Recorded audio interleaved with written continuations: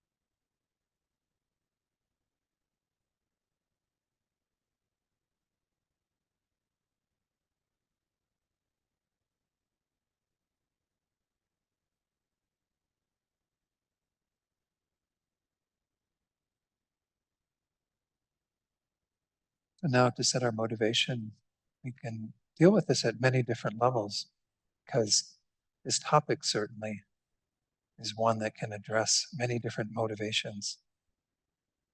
Initially, it might just simply be some desire to have awareness of death, what will happen to our consciousness as that process unfolds.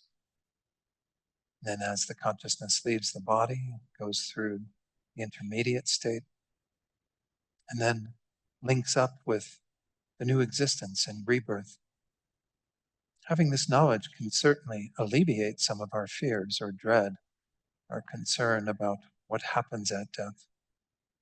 That can be an initial starting point for generating our motivation. It's that curiosity that will alleviate some of our fears.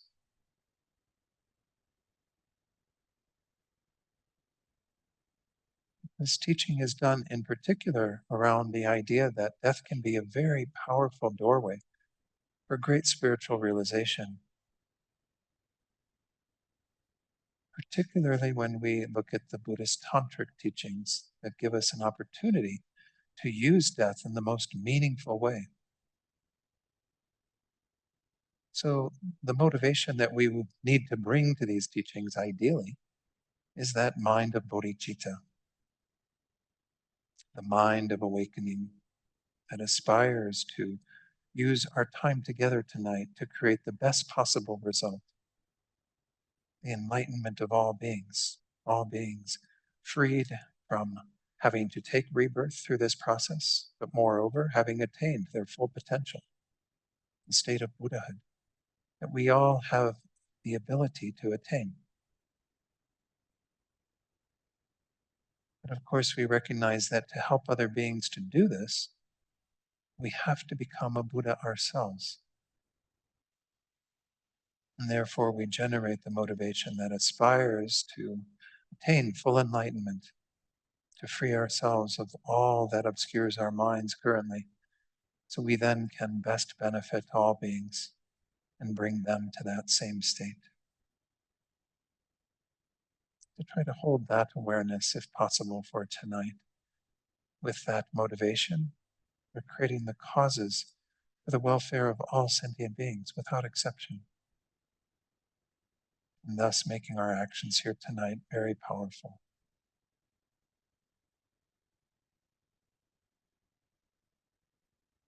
And you can gently open your eyes and we'll begin. So again, in this class, we've been looking at this text that's on death, intermediate state, and rebirth.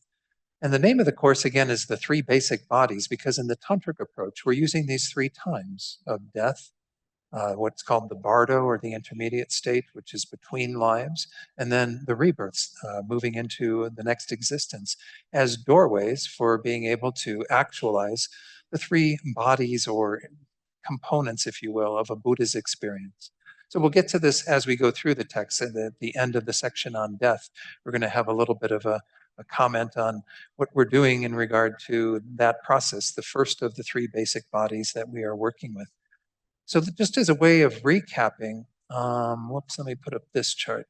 This is a chart that you all have access to, and essentially it goes through the dissolution process. There are what are called 8 dissolutions that occur at the time of death. And as it says at the top of the screen there, that includes what are called these 25 course phenomena.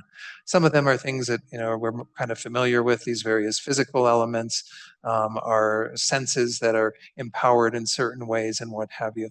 I'm not going to, what's up on there? Okay. Because, I noticed that my thing went to the other, when I pulled it up, somehow it moved out of the group of PDF files it was with into its own little category. Is that up there now? Yes. Okay, good, good. Sorry, thank you for letting me know.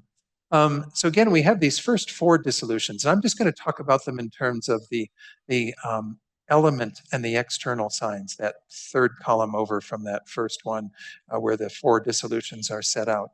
Again, we start with the more physical components of the body dissolving. And by dissolving, we mean that they are unable to support various levels of consciousness. So with the earth element, which is kind of, again, that element that is more supportive and cohesive, that falls away, and so our eye consciousness is unable to function. Then the water element is the more predominant element at that next point, and it falls away, it dissolves, is no longer capable of supporting consciousness. So our ear consciousness is said to fall away at that point. Then, in terms of the elements, it rests on the fire element. For the third dissolution, that fire element dissolves, is incapable of sustaining consciousness, and our nose consciousness is no longer active. Then finally, of the physical elements, the coarser winds dissolve at this point. The root and the branch winds move to the heart. And this is technically what we would call in our society death. This is where we say the person is dead. The brain functioning slows down, of course, and ceases, and then the breathing stops. And so essentially you have kind of the end of the physical part of the process, but it continues on in terms of a subtler dimensions of our experience. At that point, the last two of the physical consciousnesses, sense consciousnesses, are no longer functional, of course. Your tongue or taste consciousness, and then your body consciousness. So then essentially we have, whoops, didn't mean to go that way. I wanted to go down. It doesn't seem to want to go down here. Let me pull it down on the side here.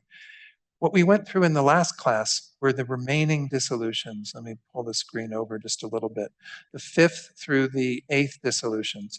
What's happening here is that it's purely a conscious process that is going on, but it's accompanied by very subtle movements of winds that are supporting these very subtle forms of consciousness. We have essentially these three consciousnesses that manifest: the mind of white appearance, the mind of red increase, and the mind of black near attainment. And those three are subtler and subtler until we get to the final one, where the mind of black near attainment dissolves and we arrive at the subtlemost mind, the mind of clear light. The mind of clear light is there all the time. So essentially, again, I don't want to go into all of the subtle physiology that we went through last week about why that is happening. But what is going on once more is that we are having kind of an unfolding of these deeper levels of consciousness that have always been there under the surface. And we do tap into them very kind of quickly at certain moments. They say even when you sneeze, you kind of go into that. Or when we go to sleep, we go into these different stages. But of course, the sleeping consciousness is one that is clouded. So we don't have an ability to kind of be present with these subtle changes that are going on. At death, the mind will go through all of this. And if we have some awareness of what is happening, of course, it can be used as a spiritual path. But for most people, they just go through this process of the unveiling of these subtler minds and then the mind of clear light manifesting. And then they don't really do anything with it. It's just something that they're not even really ascertaining or apprehending. So we're at the point where we've gone through all of these dissolutions, and we are now looking at, in terms of our text, the kind of fine points that our author wants to get across. Let me pull up the text for that. This is on page 6 of the uh, text itself that we're going through. So in terms of clarifying, first of all, in regard to dissolution, what does this mean, dissolution? With respect to the way that these last four minds, the mind of, well, the three that dissolve that we eventually end up at with the mind of clear light, white appearance, red increase, black near attainment. And they're called that because those colors are the manifestations of those in the mind's eye. Again, we're not seeing those physically because it's a much subtler process at this point. When those dissolve, the capacity of the former mind ceases and the latter becomes more manifest. This is called a dissolution of the former into the latter. But it is not that the former becomes of the nature of the latter, because again, they are distinct minds. They are all part of what we call our mental consciousness. You know, they're not separate minds. We don't have all these individual minds, but they do manifest in terms of the layers. So when the white appearance falls away, then you get to the red increase. It falls away, you get to the black near attainment. It falls away, and you arrive at the mind of clear light. In terms of in the descriptions of each of these, there was the reference to the autumn sky, like for white appearance, it's like the clear sky in autumn, you know, that is manifesting, and then the red sky at dawn that's manifesting, and so on for red increase. Why is autumn sky used? The reason why an autumn sky is used in the example to describe these minds is that the summer rains have suppressed well the rising of dust, earth particles, into intermediate space. The sky is free also from the obstruction of clouds. Again, in India in particular, there's huge monsoons and everything during the summer, right? And it's very wet and cloudy and what have you. All of that falls away when you come to like September and the rains are over. So you essentially have that as a perfect example of what's happening. But as it's pointed out there in the rest of that paragraph, since a composite of these two features occurs frequently with great clarity during the autumn, and autumn sky is used in the example. But it's again not to say that this is what is actually appearing. We're going to see that coming up. It's rather that that is an example to show the clarity that is there, the free from clouds and obscurations, as well as the no dust in the sky or whatever, nothing that would obscure the mind at that point. Also, just as space is a vacuity, that is a mere negation of coarse obstructive contact. This is how space is defined in Buddhism, the mere negation of any coarse contact or anything that is not allowing that space to be there. So appearances of coarse conceptuality at this point have disappeared for those minds. And an appearance of need to go down one more. An appearance of vacuity dawns during these four empties. Again, these are the four that we're talking about. White appearance is called empty, meaning it is empty of the conceptual minds that preceded it that were gross. Very empty, and that it's empty of the mind of white appearance that preceded it. Great empty, it's empty of the red increase that preceded that. And then finally, all empty, which is empty of the black near attainment that preceded that. In these two respects, the modes of appearance in those four states are similar to an autumn sky, and so it is used as the example. It's not that once more the appearances of the sky and so forth are dawning on those occasions. It's not like you're having that actual appearance. It's using it as an example. But again, what is appearing to the mind is this whiteness that is like appearing to the mind's eye, not to our physical eye again, and then a redness that dawns, and then finally, this black near attainment. And by the way, you had the question last week, Stephen. It said in the black near attainment, again, it has two components to it. First, we do have that black appearance that we're somewhat mindful of. It is appearing and we're aware of it. And then there was kind of a falling away of mindfulness. In all the texts, I couldn't find a deeper explanation, but they essentially say at that point, you're not even mindful of the black appearance. It's just not being aware of it. But you still have some kind of subtle consciousness. But again, it's like a swoon, they say, like when you faint, where you don't really have any recollection. You come out of it, if you've ever fainted, and you just don't have an awareness. Doesn't mean, again, that consciousness wasn't there. It just means it didn't have any recollection of that object. So you have that kind of moving out of that, and then the mind of clear light dawns.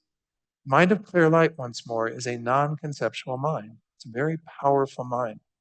That's why, once more, studying all of this, many great practitioners rehearse their death day in and day out. And it's through the tantric practices that we mainly do that. So that when the mind of clear light arrives, they can use it once more as a very kind of stable foundation for doing very deep changes to our minds. Buddhism is all about changing our minds and changing our minds in a very, very profound way eventually.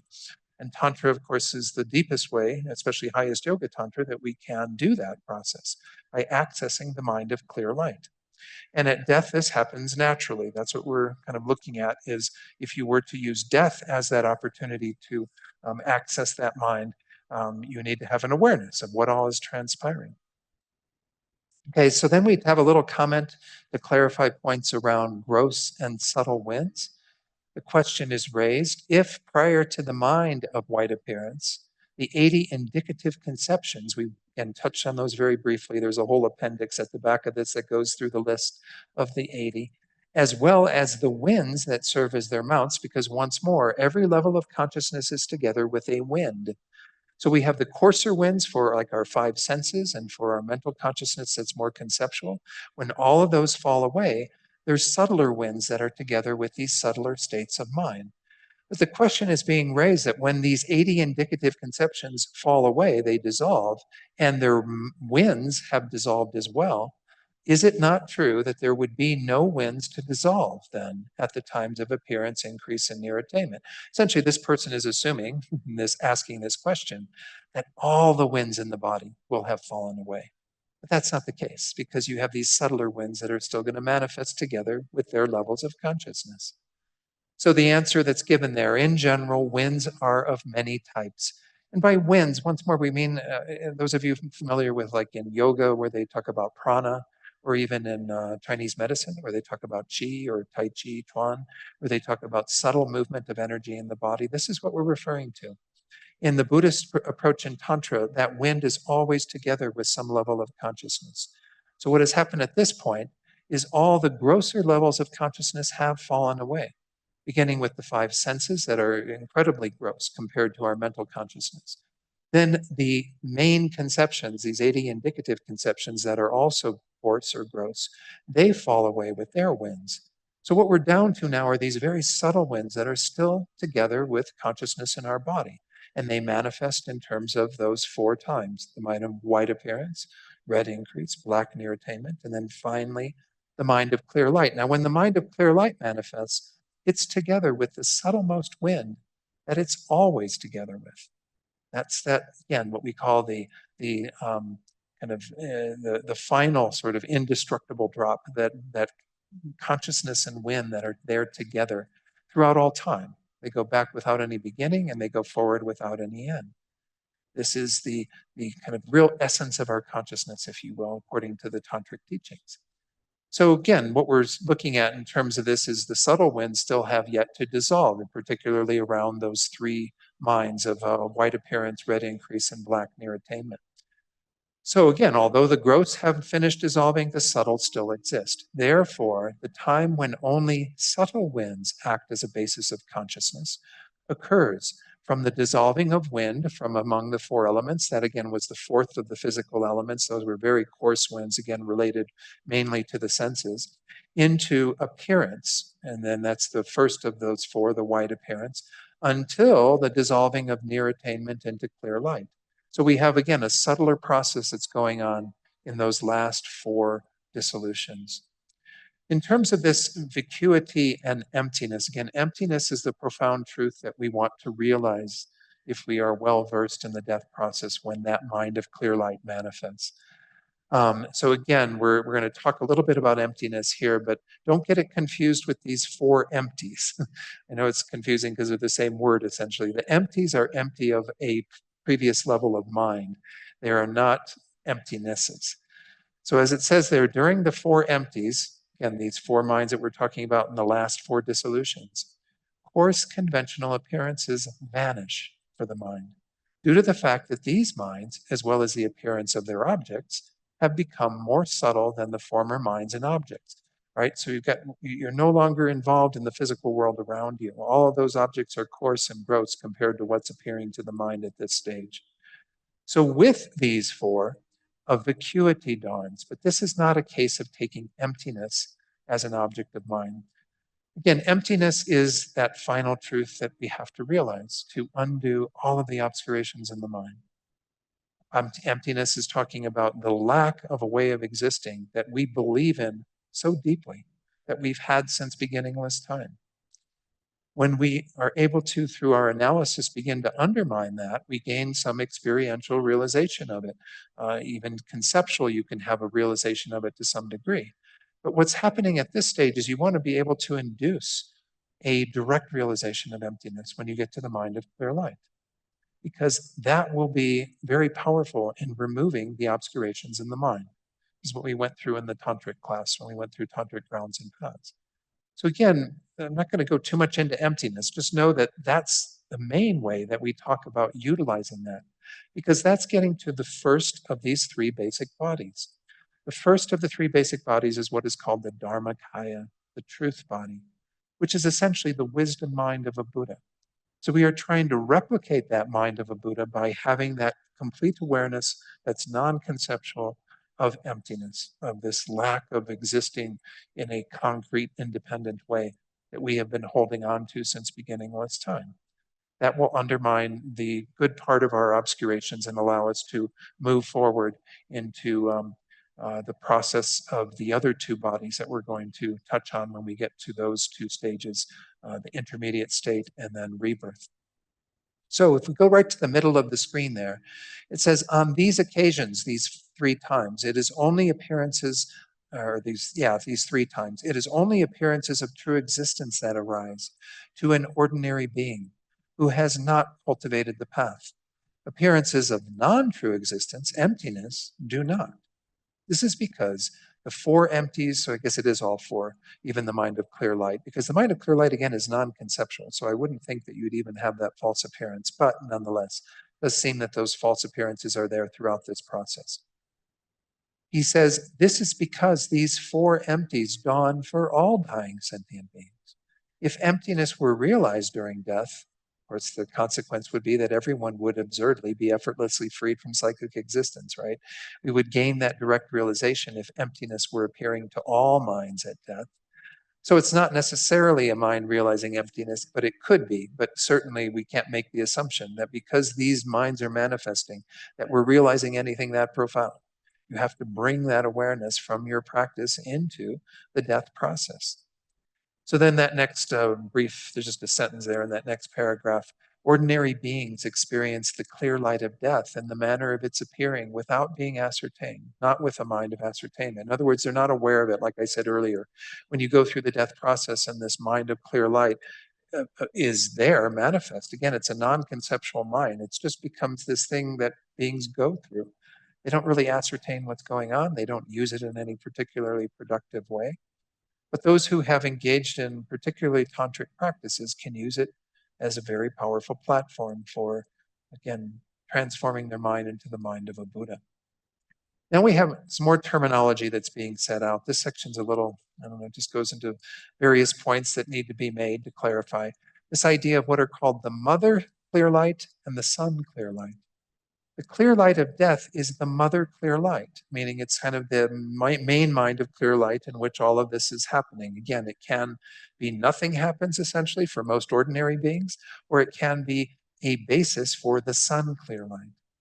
Whereas that which dawns through the power of meditation during sleep and the waking state while on the spiritual path is called the sun clear light, not just even sleep and waking state, but essentially, anytime that we are able to manifest that mind in meditation and so on, that is what we are trying to bring into the mind of clear light. So we have this union of the mother and sun clear light at that point. Meditation that mixes these two, he says, during the clear light of death is called mixing the mother and sun clear lights. So the question is raised now, and again, these questions are just opponents kind of putting forward things, but it's really just to clarify points that have already been made in the text.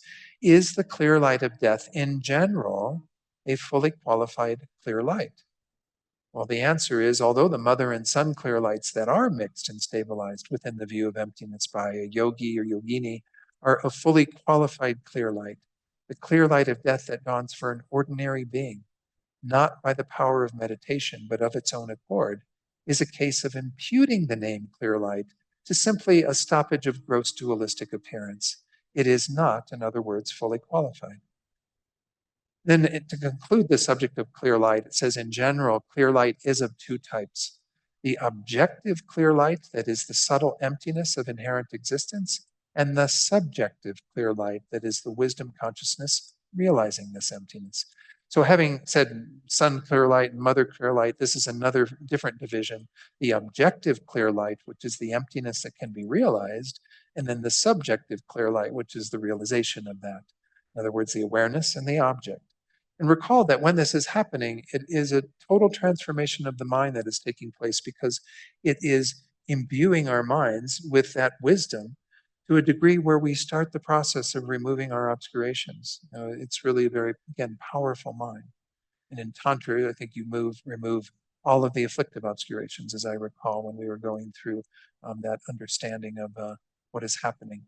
So essentially, we have two levels of obscurations we need to remove. The first are the afflictive obscurations, those that are obscuring us from liberation, from being free from our own cycle of existence, going from life to life. Then we have the knowledge obscurations, which are what are keeping us from being a Buddha, keeping us from being fully enlightened and thus able to help all beings. So once more, these are, again, very powerful states of mind that yogis in the tantric path can use to kind of complete their spiritual training. in essence. So let's go on then to the conclusion of this, which is kind of bringing it back to once more that first of the three bodies. As will be explained in the fourth chapter, in that kind of concluding where we look at how we are free from these three: death, intermediate state, and rebirth through the tantric path. These stages of death are brought within the path by the practice of taking death as the truth body, the dharmakaya, in the stages of generation and completion of highest yoga mantra. The highest yoga tantric teachings are essentially where we use that as the first step of taking death into the path by cultivating the awareness of emptiness, which is essentially one of the main components of the mind of a Buddha. They are also the main bases of purification by means of the metaphoric and actual clear lights. Again, that I don't want to go too deeply into all these different explanations. Those of you who did the tantric course know that it begins with a metaphoric clear light and then becomes an actual clear light, which is the fully qualified clear light that allows us to remove obscurations. So therefore, it is very important to form a good understanding of them. It's important to know these stages of death and to meditate on them.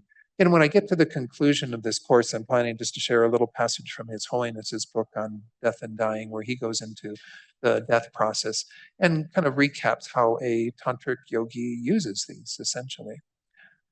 Let's go on then to the intermediate state. Now, I will have time for questions in maybe about 45 minutes or so. I do want to try to get through the intermediate state because we do have a bit of the text to cover yet. There's about another, 13 pages or something.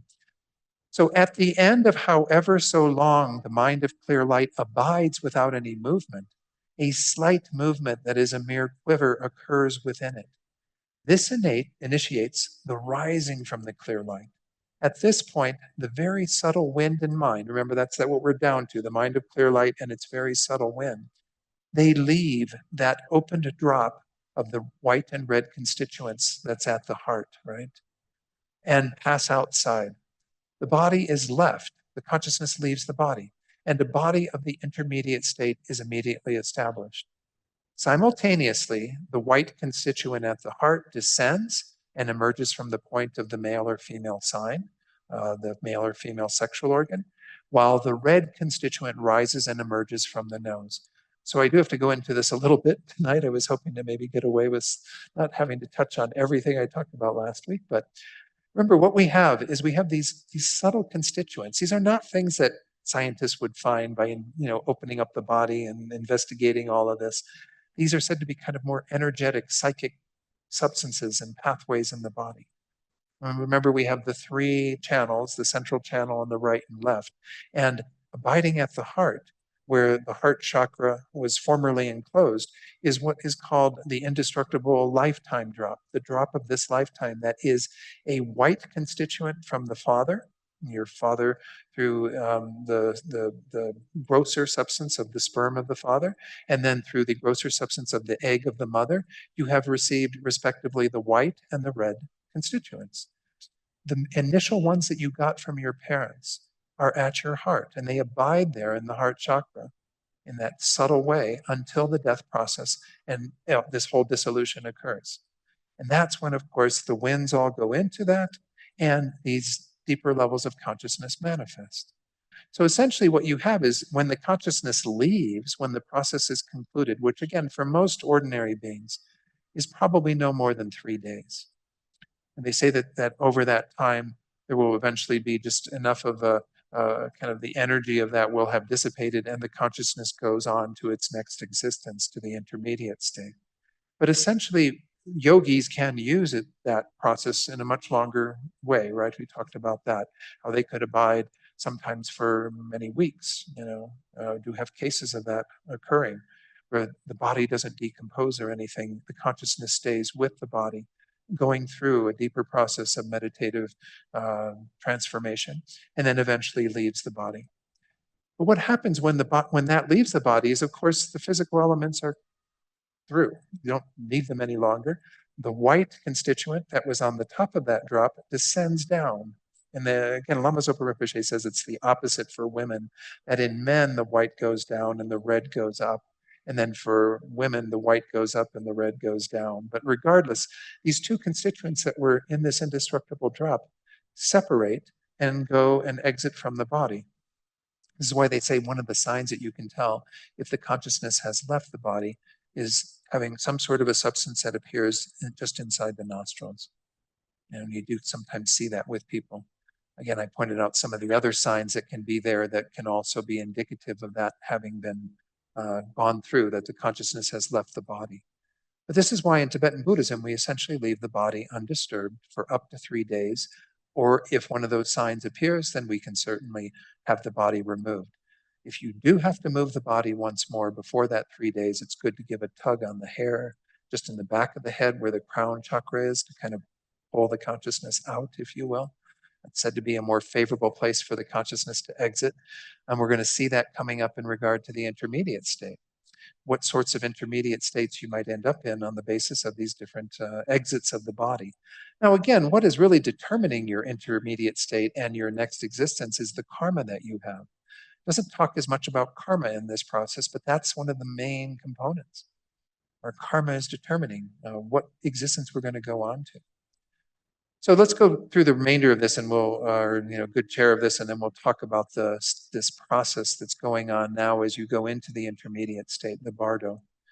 The wind that serves as the mount of the clear light of death and has the 5 lights. It says it's kind of white in color, but it has 5 lights within it of red, yellow, blue, green.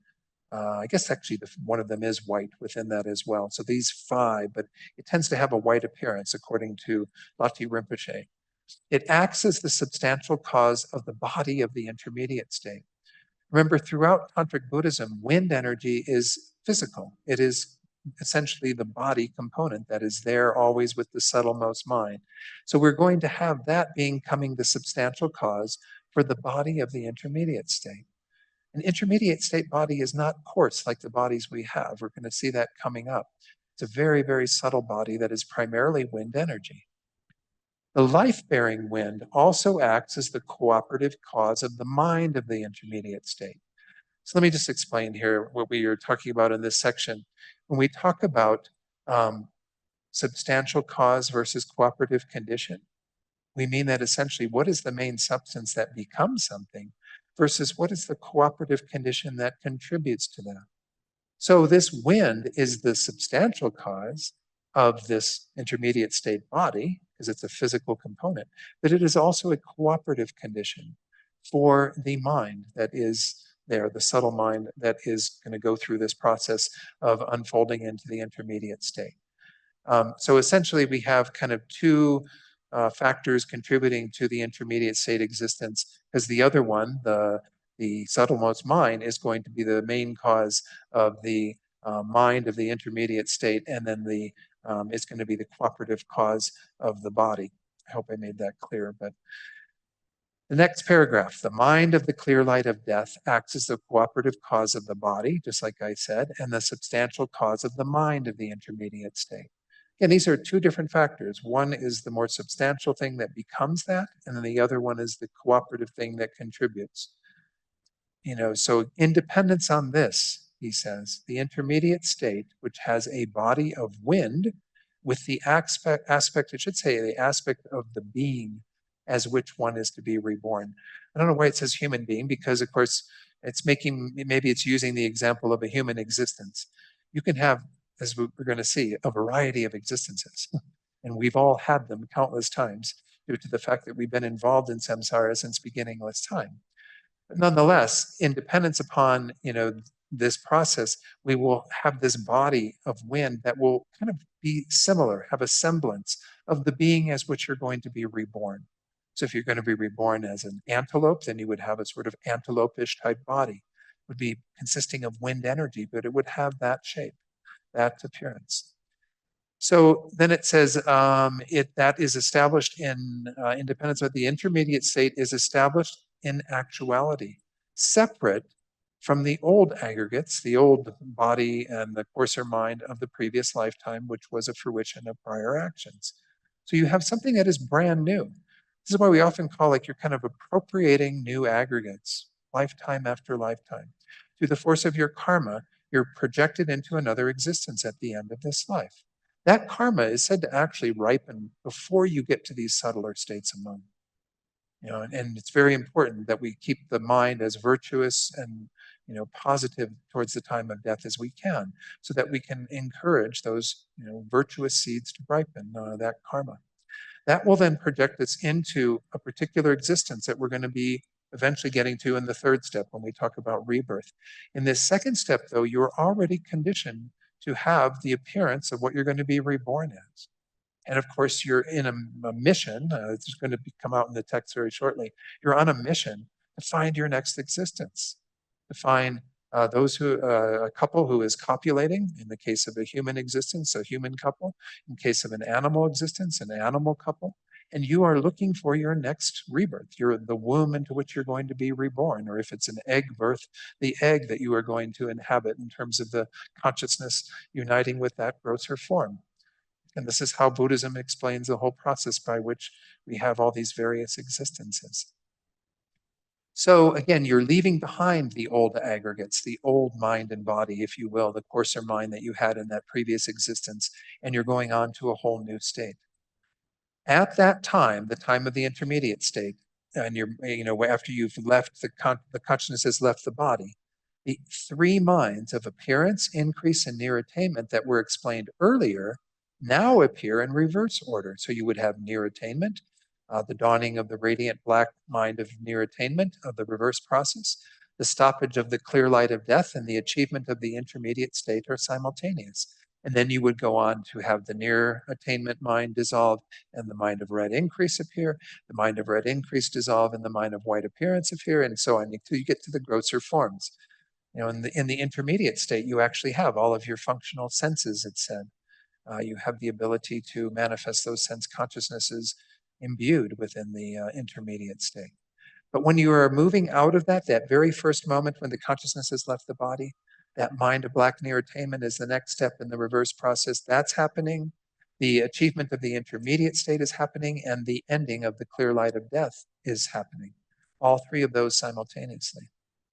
So then it says here, for many texts, such as the upper, the Mahayana, and the lower Hinayana Abhidharma texts, and Asanga's texts, treatises on the levels, they say that the stoppage of the death state and the achievement of the intermediate state are simultaneous, like the movement up and down of the higher and lower ends of a scale. So essentially, if you have a scale or even like a seesaw or something, right?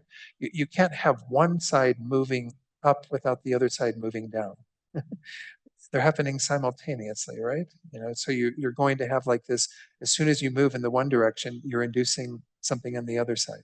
As soon as the mind of black near attainment arises, the mind of clear light can no longer be sustained. All of these are happening simultaneously. And then again, you go through the remaining process until you have the fully formed, you have the full existence and consciousness of an intermediate state being. Then the last sentence in that paragraph, also since a being of the intermediate state is spontaneously born, all of its major and secondary limbs are established simultaneously. Again, so this means that essentially when it comes to manifesting the full form of that being, it's not like you're born in the womb of an intermediate state mother and then you have to form all the limbs and everything like we do in a human existence. It's established simultaneously. And of course, these minds that you pass through are very quick. It's not like you have a more elongated process that you might see in the death process in a human existence. Okay, continuing on, that mind, immediately upon achieving the intermediate state, is once more that of the black near attainment of the reverse process. From it, the mind of red increase of the reverse process is generated. From this, the mind of white appearance, and from white appearance, the 80 indicative conceptions, which are, again, those fall away before we get into that subtler process. At these times, the signs that we saw, those internal signs that we were working with last week, from the black near attainment to mirage, all the way to the coarser signs, those occur in series, but once more in reverse order from that explained earlier. So again, that chart that I had on the screen just a short while ago, all of those signs that are there, and we have to get over to the right here to be able to show those to you. They're over there on the right-hand column, these internal signs. We saw that for the eighth dissolution, there was this space-like vacuity again that is sort of black, or space-like vacuity that is a mind of clear light. That has fallen away. You go to the mind of black near attainment, that's a black vacuity. Then the mind of red increase, which is like a sort of sunset, a red vacuity in the sky. And then you have the white one that is similar. Then when it comes down to the internal sign for the physical elements, we saw the sputtering butter lamp that was at the conclusion of the fourth one, then the fireflies, the smoke, and then the mirage. So what's happening when you go into the mind as you go back into the intermediate state is that you're having the four of those appear in reverse order.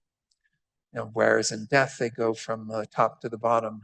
When you come back out into the intermediate state, it's from the bottom to the top. So let's go back to our texts and carry on with this description. I know this is a lot of information and kind of hard to put it all in place, but this being of the intermediate state, I don't think I went through the rest of that paragraph above. This being of the intermediate state rushes about seeking a birthplace. Again, that's its whole motivation: is I've got to take an existence. I want, appropriate another body. It also has odors for nourishment. That's kind of a strange concept. They call them smell eaters or gandharvas. Smell eaters are those beings who are essentially abiding off of odors, and the intermediate state beings fall into that category. They have a very subtle mental body, which is achieved from wind alone, as we saw earlier. And having abandoned the coarse body of the elements with heavy and gross flesh, blood, and so forth, it is called a basic enjoyment body in that it is the basis of purification to be transformed into the second of the three basic bodies, what's called an enjoyment body or sambogakaya.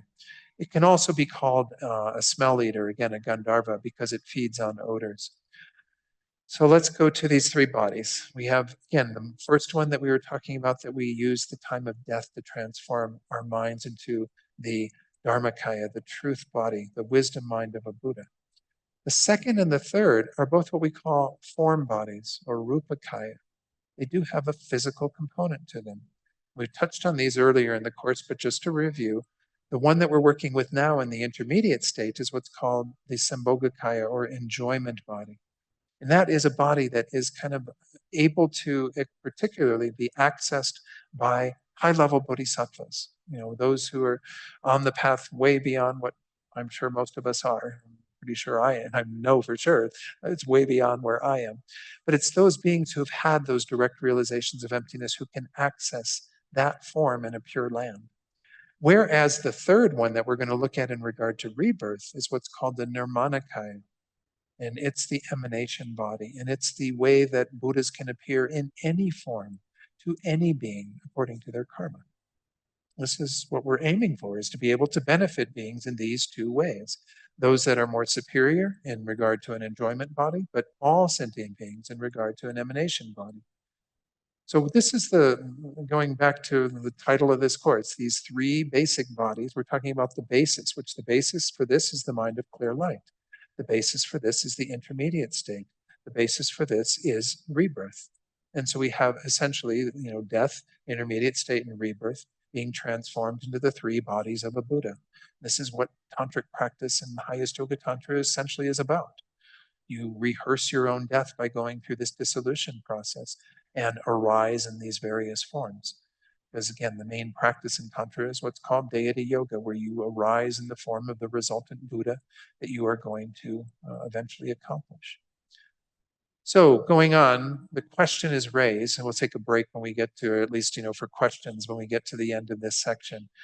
The question is raised, what example is there for the existence of such an intermediate state? And our author says, nowadays, when we go to sleep, the four signs of mirage, smoke, fireflies, and the flickering flame of a butter lamp, as well as the four empties.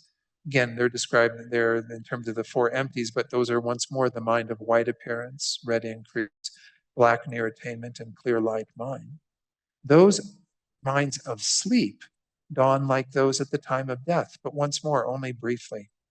The clear light of sleep, which is coarser than that of death, dawns. And when we begin to rise from that, we do so in a dream body, this being like rising from the clear light of death in a body of the intermediate state. So this is giving an example, but tantric practitioners also try to use these three states in their path. The mind that goes into sleep as the opportunity to practice moving into the truth body, the mind that is rising in a dream state, having the dream body as a similar to the enjoyment body, and then once more when one comes out of the sleep state into the waking state is where we use that as a pathway to achieving the emanation body.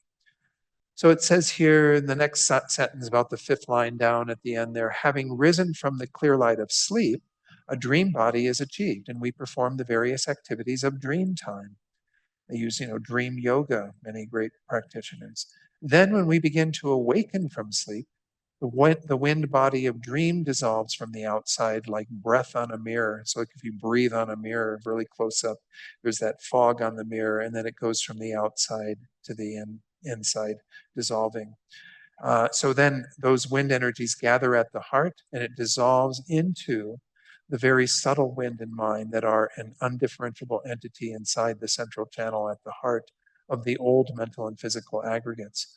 Thereupon, we awaken from sleep and perform various activities. And that's what we talk about as being the body of the emanation body.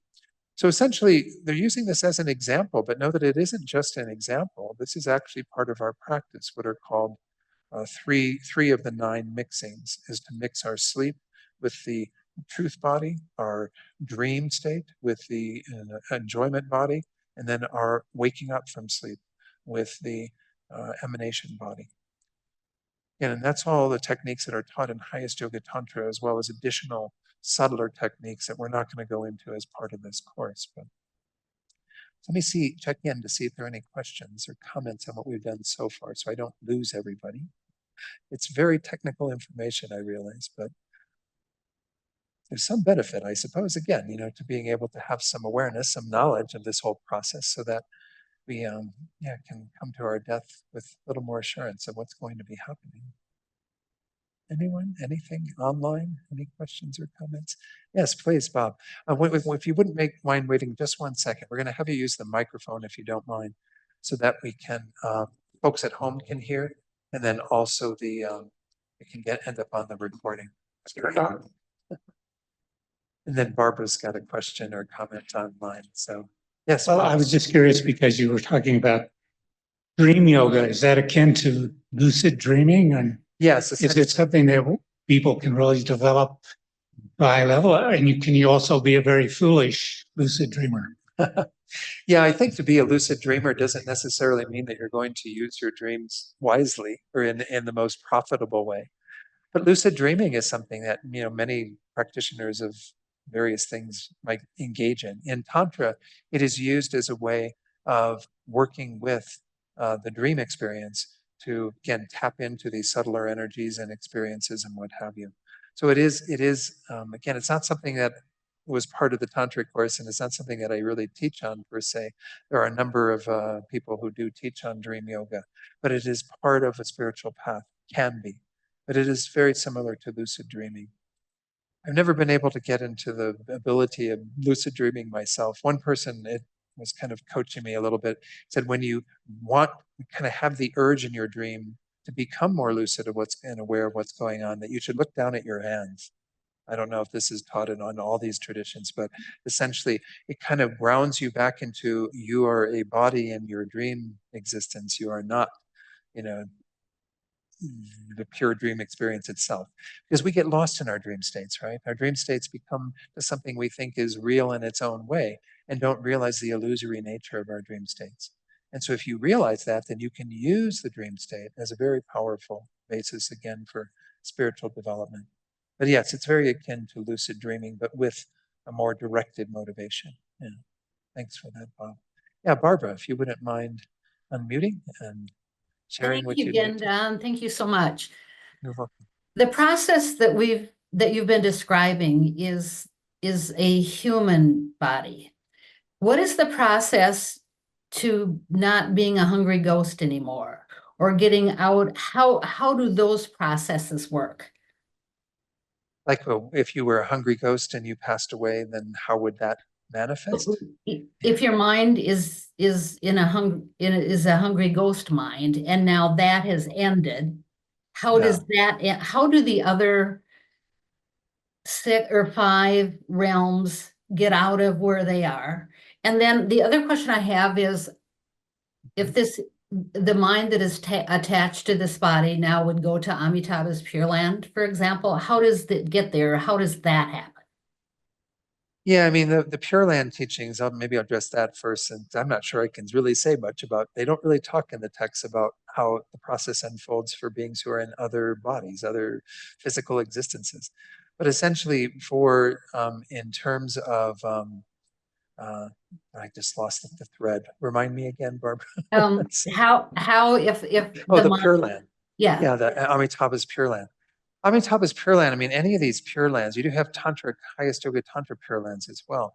Throughout your life, you're kind of creating the causes and conditions for that. You would still have the unfolding of this process in this human form that would arrive at the mind of clear light. And you would probably have some intermediate state existence, because there's always an intermediate state existence, except in the case of those beings who are born in the formless realm. Maybe I should put on the chart here, because even in talking about these other existences, there might be some people who don't have an awareness of all the different realms of samsara. I'm putting it in this like kind of hard to see way first, so you get the whole chart. Um, let's start with the bottom of the chart. The bottom of the chart is what we call the desire realm of these 3 realms. And this is where human existences are, right? So we see that there's the um, uh, human realm, the animal realm, hungry spirit realm, hell realms, and then above the human realm, you have the demigod and the god realms. These are all part of these grosser forms of embodied experiences. The human realm is said to be a pretty ideal one in terms of what we have in our opportunity to practice the Dharma, but moreover, what we have in Tantra in this very subtle body that we can access. So I don't think that in the other realms you necessarily have the ability to access the same subtle state of mind and what have you, because you don't have a body with these various constituents that were talked about earlier in the text. Now, animals do appear to have some of it, but once more, I can't make the across the board thing for all animal states of existence, which includes, microorganisms and insects and birds and, monkeys and everything else. I mean, I can't make that claim. But certainly these other existences don't have the bodies that we're dealing with at all, a hungry ghost body, a god body, what have you. That's why it said that this human existence, especially for Tantra, has particular significance because of the constituents that are here. So I can't answer definitively to your first question as to whether all of these other existences would have necessarily an opportunity for the manifesting of that mind of clear light, but it seems not. And maybe proven wrong on that, but that's just, again, my initial assessment. In terms of the Pure Lands, you'll notice that for the form realm, there are these at the very top of them, the 13th through the 17th. Let me make it a little bit larger now. We'll leave behind the desire realm. You have the 13th through the 17th are these Pure Lands in the form realm. Now, some of these are exclusive to what we call Arya beings, meaning those who have a direct realization of emptiness.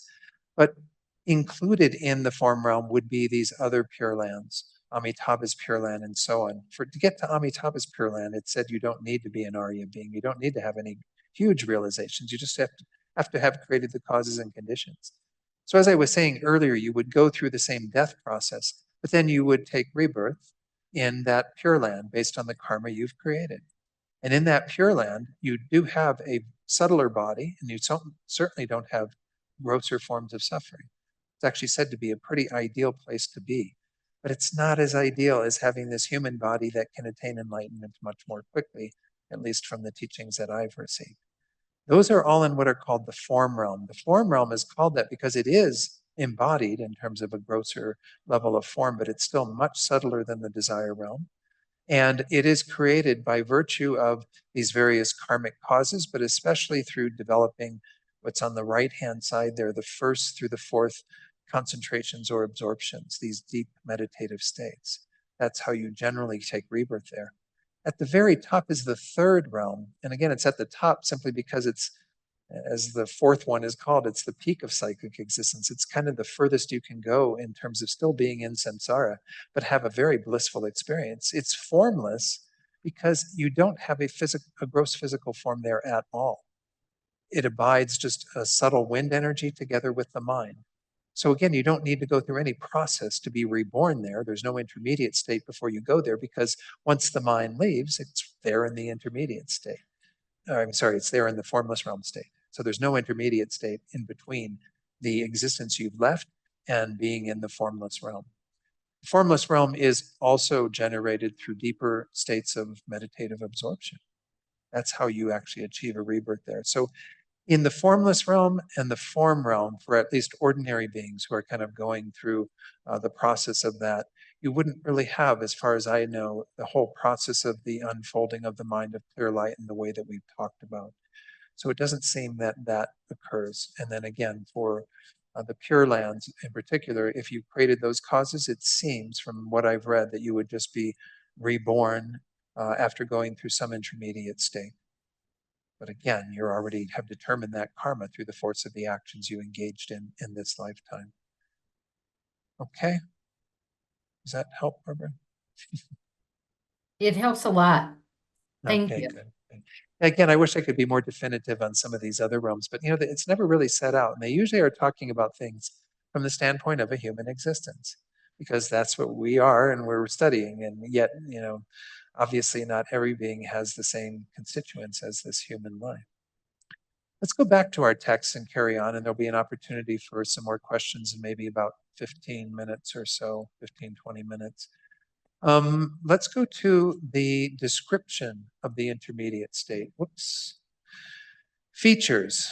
The entity of such an intermediate being has 5 features. One, I mentioned this earlier, it has all sense faculties. So it's able to discern senses. That's why it's driven to eat odors, to be a smell eater.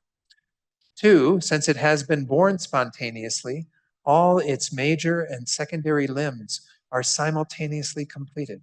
Okay, so you have them there immediately. You don't have to grow them in the intermediate state.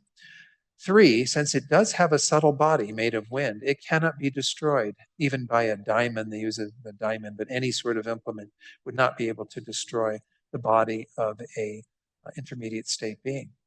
Except for birthplaces such as the mother's womb, it is not obstructed even by mountains, fences, and so forth. They say that this intermediate state body can pass through anything, and its whole mission, once more, your consciousness is like driven to get into your next embodiment. So you're just going very quickly and with no impediment to wherever it is that you want to get until you arrive. And they use the example of a mother's womb here. Again, they're going to go into the example of a human rebirth. But the idea is that that would be where you wouldn't have the ability to immediately go there until the conditions ripen for that to occur. And we're going to see that coming up when we get to rebirth. Number 5, through the force of karmic powers, it can in an instant go wherever it wants, and not even a Buddha can stop it. That's what I was kind of alluding to earlier.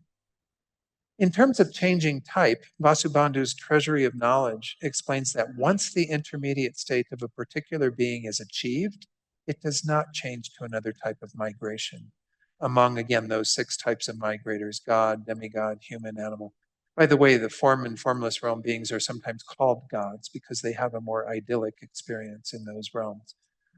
However, Asanga's Compendium of Knowledge, that's the higher Abhidharma text, says that it is not certain that once an intermediate state of a particular type of being has been achieved, that it will necessarily be born that way. There being reversals into another type of migration. When we studied this text, we studied Vasubandhu's text, but there was a commentary that included some of that commentary from the higher, the Mahayana Abhidharma. It said that sometimes they do change, but the change is not that huge. Like, it might be like you got the karma to be reborn as a horse and you end up as a mule or something. That it's not like a huge shift. However, it is said that there are ways to affect those existences that through one's closeness to one's guru or what have you, that can possibly change one's own rebirth or what have you. Nonetheless, the higher Abhidharma texts do say that there can be a change in your migration. However, in the systems of both the lower and the upper knowledges, Abhidharma texts, there are persons who attain the state of a foe destroyer on the support of the intermediate state. Therefore, it should not be asserted that one necessarily has to take rebirth from it. So we've been talking mainly about achieving the state of Buddhahood in the death process and intermediate state and so on, the three bodies of a Buddha. Foe destroyer is a lesser result, but a noble result nonetheless. It's where one has removed that first of the two levels of afflictions or obscurations. You've removed what keeps you bound in samsara. You've destroyed the foe of the afflictions and have attained your liberation. Now, what happens to those beings? They go into the intermediate state and achieve that. Well, they never take rebirth again through the force of their karma and delusions, right?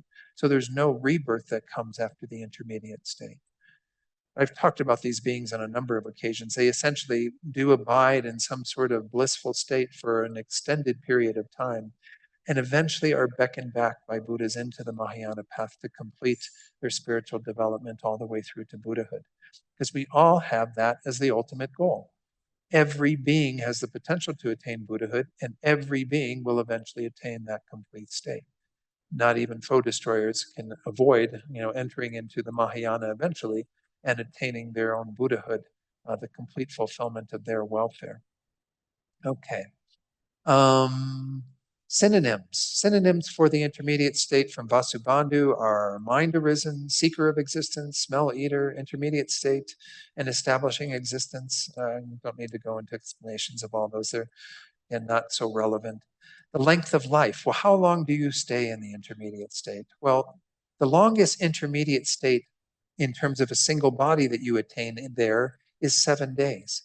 However, since there are cases of transmigrating to the next birth immediately upon achieving the intermediate state, when the causes for rebirth aggregate, there is no certainty that you'll be in the intermediate state even 7 days. However, if within 7 days the causes of birth do not aggregate, at the time of the 7th day, a small death occurs, whereupon another intermediate state is achieved. Again, similar to the first one in terms of its nature, what it is shaped like, and so on. But nonetheless, you can have that occur if you have not attained your rebirth within the 7 days.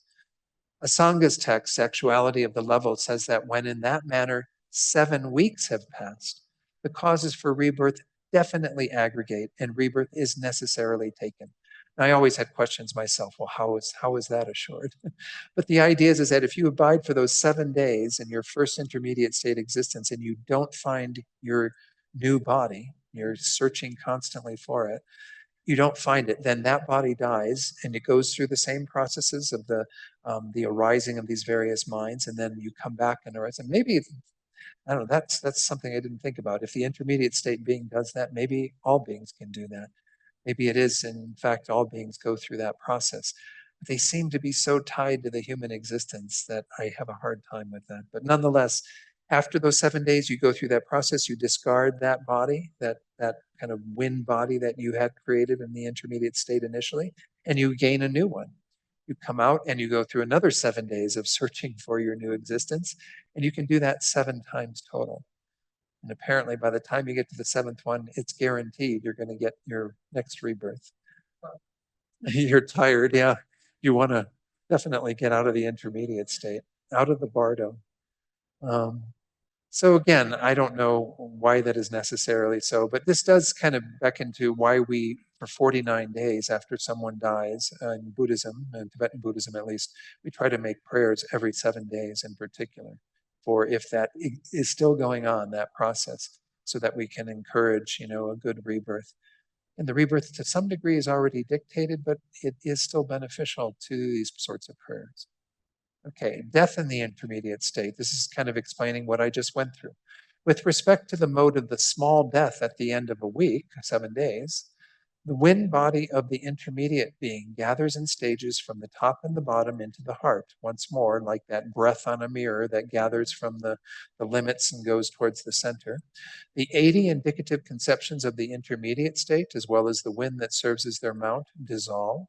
Thereupon the 4 signs and the 4 empties of an intermediate being's death dawn quickly, and the clear light of death is actualized. Then the wind that serves as the mount of the clear light acts as a substantial cause, and the wind body of an intermediate being is achieved as before. So you don't go through all 8. You go through actually the 4, the indicative conceptions falling away, mind of white appearance, mind of red increase, mind of black near attainment, arising of the clear light mind, and then the reversal process. Then it says, then the wind that serves as the mount of the clear light acts as a substantial cause, as before, and the wind body of an intermediate being is achieved as before, simultaneous with achieving the mind of near attainment of the reverse process. No matter how many small deaths occur while having the life support of an intermediate being, they are included within the intermediate state and not the death state. So it's not essentially that you have another death state that's occurring. Those are all within the intermediate state, these small deaths. After 7 days, having a small death, arising again in a similar body, abiding in that, hoping to find your next rebirth. If you don't, having the small death, and so on. It's kind of, again, an interesting little process. I never read that book that I mentioned, Lincoln and the Bardo. I don't know if anyone read it, if it goes into any of this kind of detail.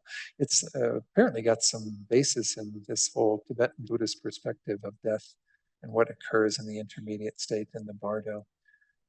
By the way, some traditions call various things bardo, like the bardo of birth, the bardo of becoming, the bardo of dying, the bardo of, and so we use the term bardo more specifically for just this particular part of the process. Now, in terms of seeing your former body, Sangha's text, again, that was cited earlier, says that even when an intermediate being sees its former physical support, so this would be initially at the beginning, when the consciousness is leaving, and you immediately have that intermediate state existence, right? It's happening pretty spontaneously. Due to the force of having severed any relationship with that body, it does not think my body and does not generate a wish to enter it, right? It's discarded the body. It's separate from the body now. It's driven by another karma, again, to acquire the new body, the new aggregates of another lifetime. Now, in terms of those 7 days, how are they measured? This paragraph deals with that. Some interpreters have said that the statement that the lifespan of an intermediate being is 7 days refers to the days of the individual types of migrators, some of which are very long compared to human days. So the idea here is that if you are going to be reborn, for example, as a hungry ghost, the days in the hungry ghost realm are much longer than the days in the human realm. The duration of time there is much more extensive, so you have generally much longer periods of suffering than you do in the human realm in terms of what we measure as a day. So the question comes up, well, are we talking, if you're going to be reborn as a hungry ghost, are we talking 7 hungry ghost days that you're in the bardo? Or 7 human days that you're in the bardo? It's 7 human days, and they'll explain, the logic of that in a moment. However, in the middle of that paragraph, this is not correct because an intermediate being who is to be reborn as a hell being or as a god of the form realm would have to dwell in those states for the 7 days of those types of beings, which are, again, much, much longer than a human existence. A day in hell is much, much longer, as is a day in the God realms.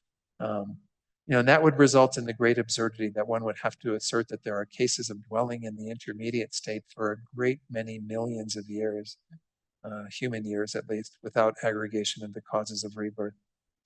And we went through this when I studied that text that I mentioned in our studies in Italy. And yeah, it does make some sense that it's based on the 7 days of a human existence.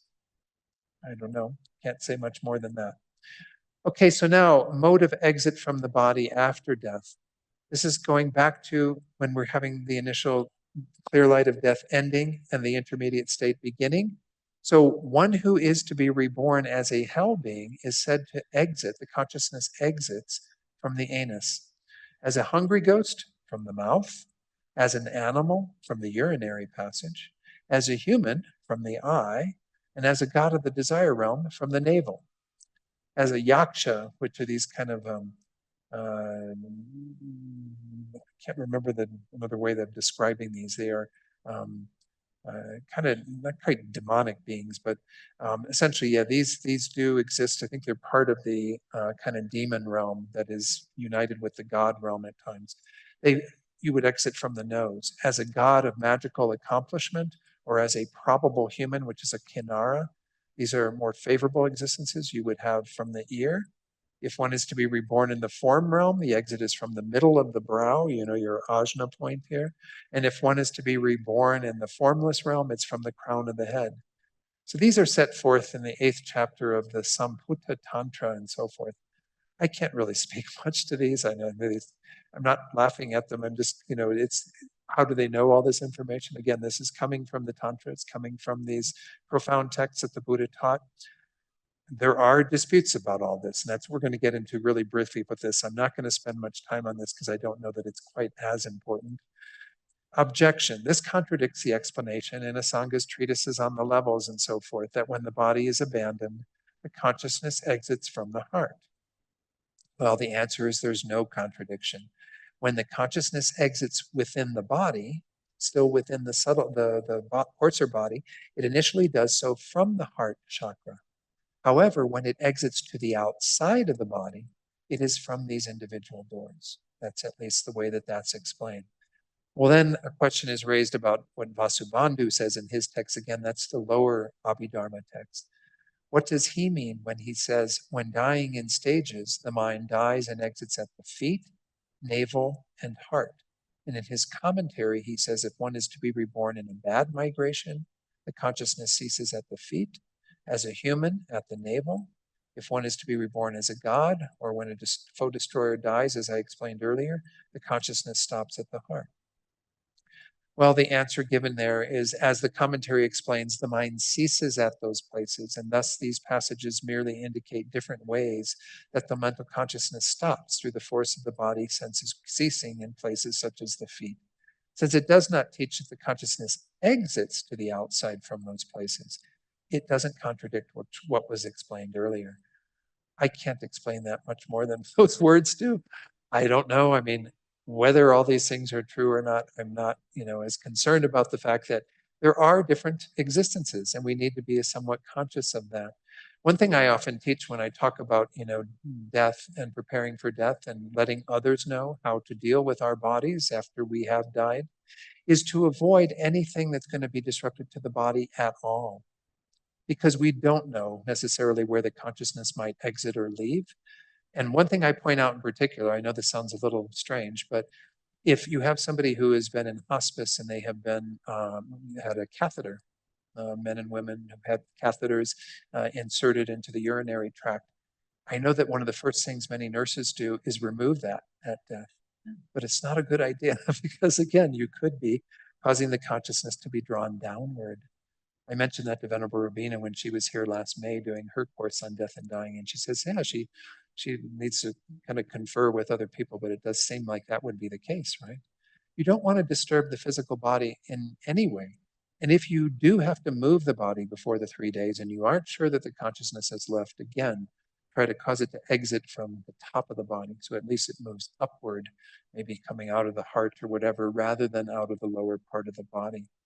But in terms of the individual ones and which existence is which thing, it's just, and maybe not as important as understanding that all of these things are potentialities. And if you have created a negative karma, it could potentially still direct you into a particular lower migration, a lower rebirth, as an animal, hungry ghost, or hell being, depending upon other factors. But nonetheless, for most of us, we've already determined that karma, and the process won't be maybe as important as the karma we've created in the state of mind that we had at the time of death. I think I'm going to stop there because if I go back to the text, I see that there's maybe still a few more points here. Size, perception, aspect, color. These maybe are not quite as important.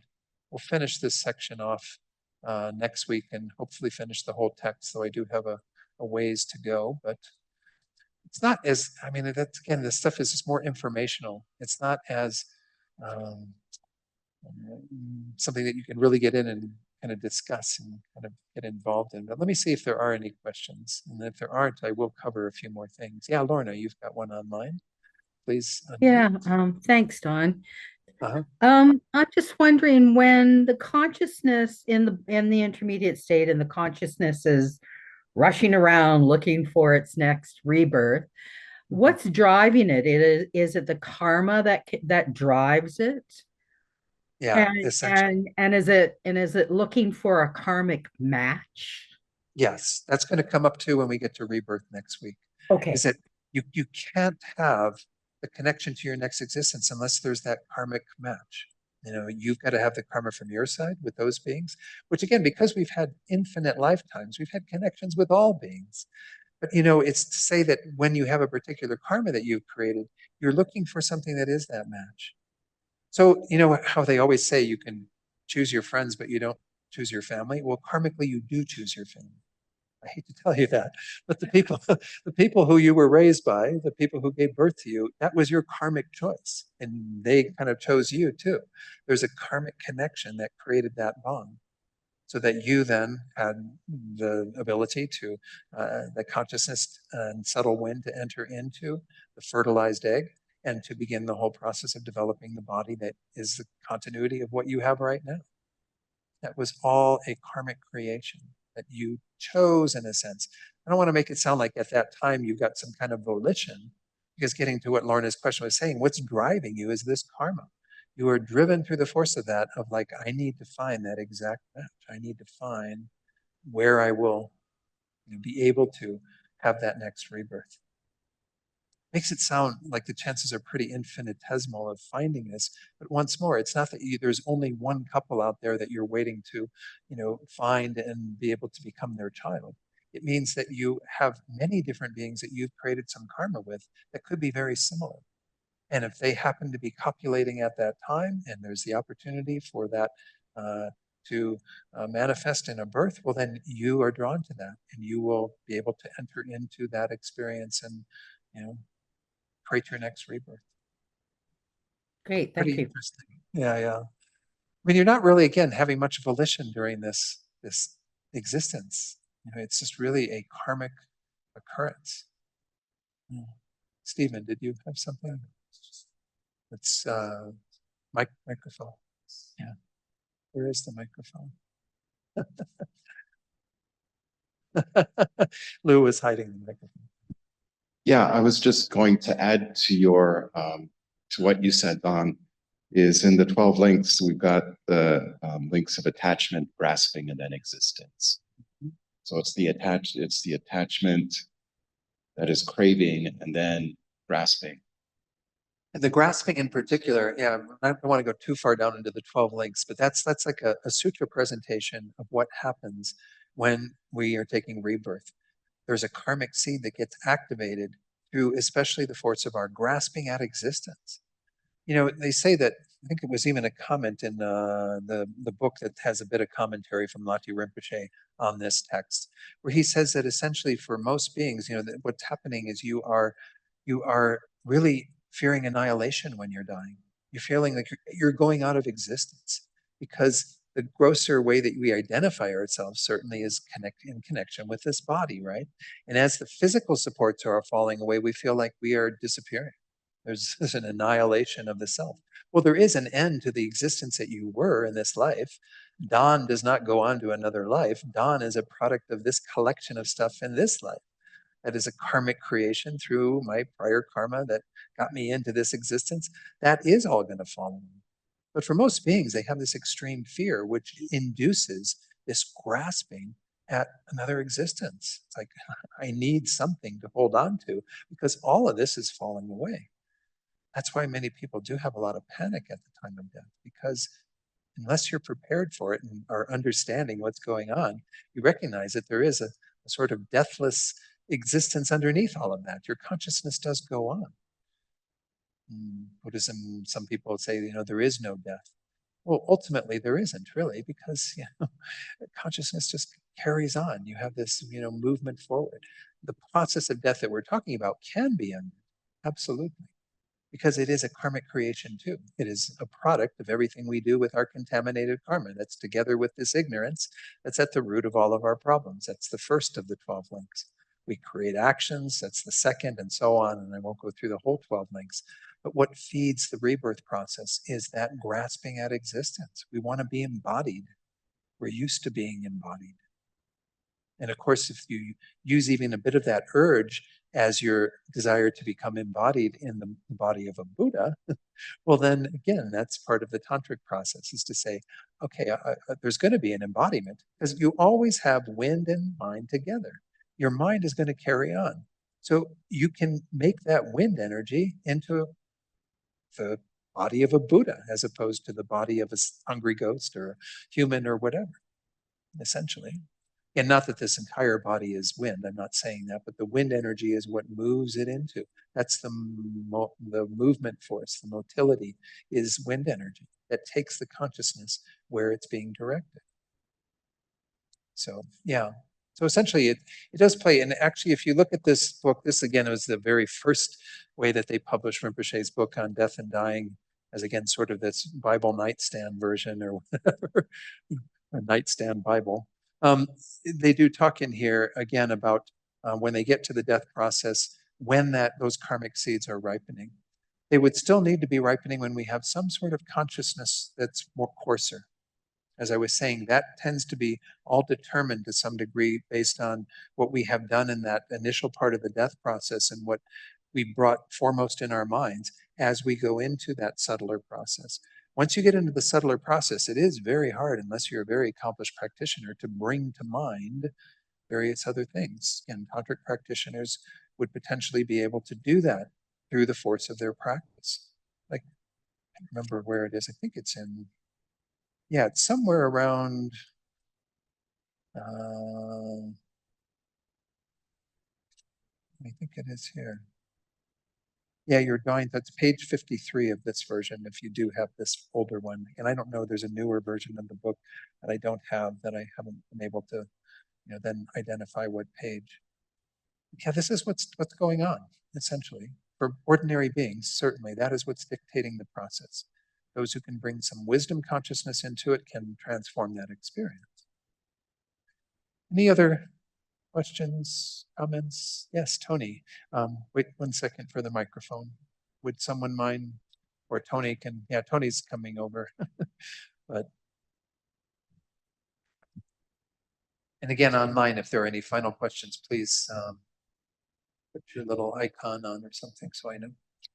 Would it be, well, within this system, would it be if a person were to die while residing in emptiness, be liberated right on the spot?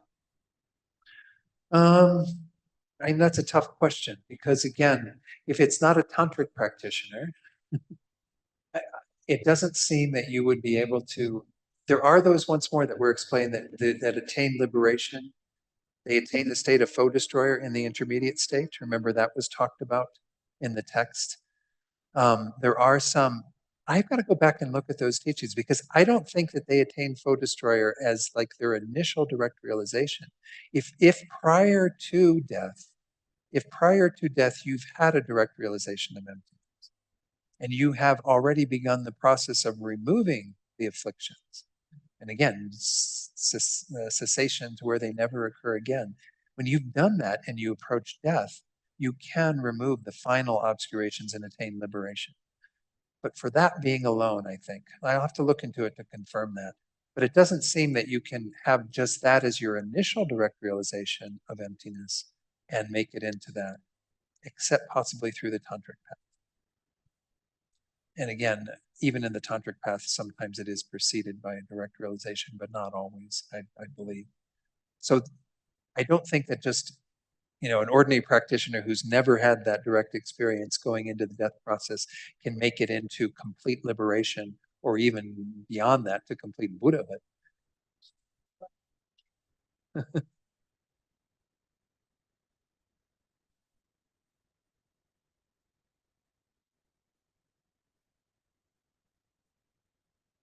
Yeah. So, yeah.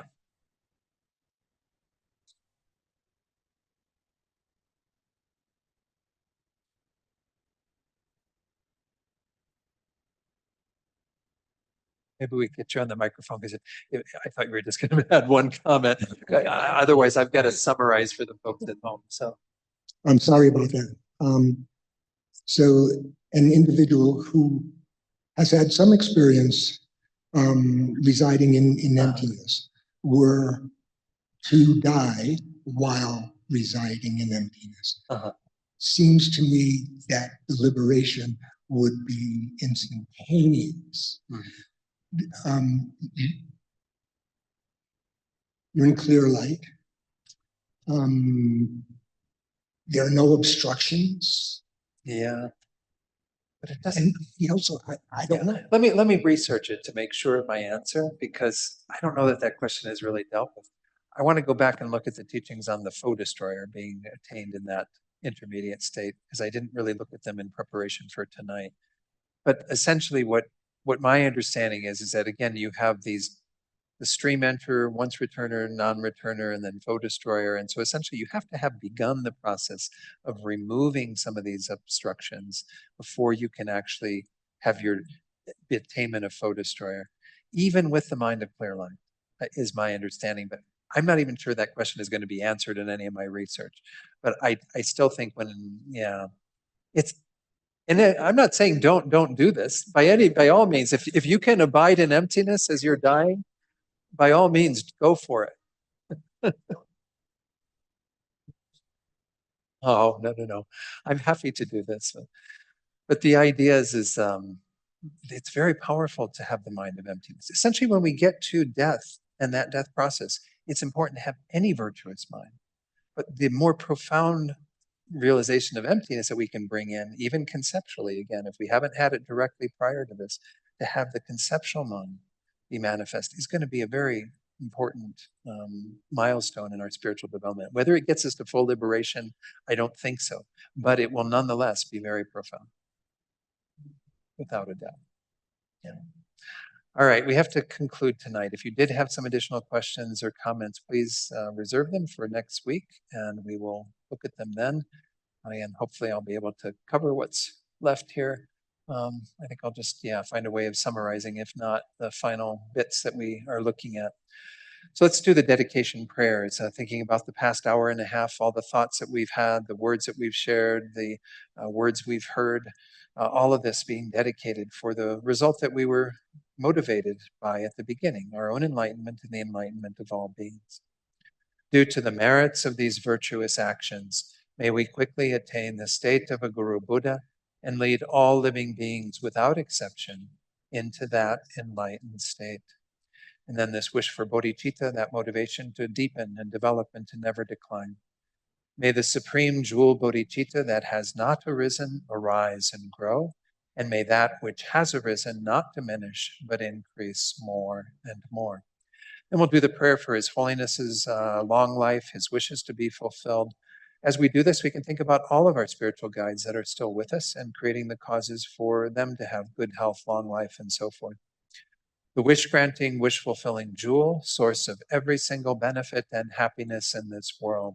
To the incomparably kind Tenzin Gyatso, I beseech, may all your holy wishes be spontaneously fulfilled. Then in regard to the prayer for the swift return of Rinpoche, most of you know the news that His Holiness Dalai Lama has said Lama Zopa has been embodied again and is in Nepal. They haven't identified that reincarnation, but I think it's still important, even if we don't recite the prayer for his swift return, to have some dedication that everything be auspicious for him to be able to be identified, to bring him to his adulthood in a way that will manifest for incredible benefit for our organization as well as for all sentient beings. Just hold that strong thought that everything play out in the most auspicious way for his reincarnation to be back with us and guide us on our path. Then lastly, we can dedicate for any beings that we're holding in our hearts, those whose suffering moves us at this time that we know or that we've heard of. We want to kind of share this positive energy with, thinking that it becomes the cause to immediately remove their suffering. Even though we're doing this through our imagination, it's helpful for us to give away that positive potential to those beings for their benefit. I think that it also brings them all the causes that will lead them on the path to perfect happiness. And may all beings have these same results through what we've done here tonight. Freedom from suffering and the attainment of perfect peace and happiness. Thank you all for joining. We'll fit everything into the next session somehow. I always kind of underestimate the amount of time it takes to go through this material. This is the first time I've taught this text. And while I've taught on this subject, it's kind of hard going through all the fine points of the text and making sure everyone stays on board. So I appreciate all of your patience in dealing with that, but hopefully we'll, oh, you're very welcome. Okay, everyone, be well, have a good week, and I'll see you next Tuesday, some of you perhaps before then. Thank you All right. again.